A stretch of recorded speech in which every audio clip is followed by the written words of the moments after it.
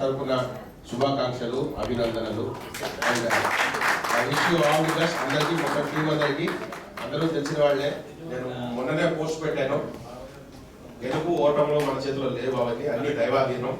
So గెలిచేవని పొంగిపోవద్దు, ఓడిపోవని పొంగిపోవద్దు, ఆ particular sentence నేను బాగా నమ్ముకున్నవాడిని. So that the reason I came and I wanted to wish you all sir. So wish you all the best once again. And coming to the elections, yes it was a tough situation. అనుకోకుండా in fact నేను కూడా last minute లోకి వచ్చాను. So it was a tough situation for everybody. మేము వచ్చేసరికి EO election officer tough situation అయిపోయింది. అంటే something మేము అక్కడ టీంలో లేకపోతే కనుక ఈ టీం అంతా మనకి అంటే వితౌట్ ఎలక్షన్ ప్రాసెస్ లాగా ఓడిపోయినాం.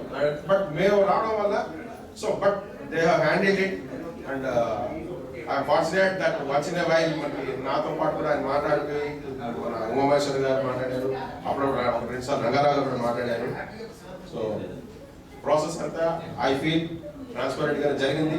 ఒకటేంటంటే my personal view sir, with your permission, అంటే మధ్యాహ్నం ఏదైతే కొంచెం చిన్న డిస్టర్బెన్స్ అయింది చూసారా, that could have been avoided.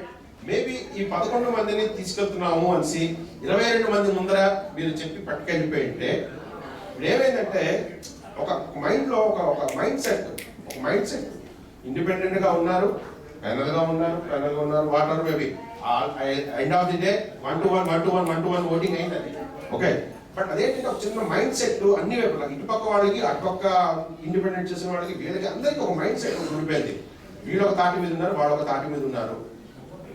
ఇప్పుడు ఉన్న వాళ్ళందరూ ఇటుపక్క వాళ్ళే. మీ ఉద్దేశం మీరు ట్రాన్స్పరెంట్ గా మీరు ర్యాండమ్ గా పట్టుకెళ్ళారు. అది అనుకోకుండా ఏమైంది మీకు తెలియదు, వాళ్ళేటో వీళ్ళకి తెలుసు అందరికి. కొంతమంది చాలా మంది 11 మందిలో మేబీ 10 మంది అటుపక్క వాళ్ళు ఉన్నట్టున్నారు.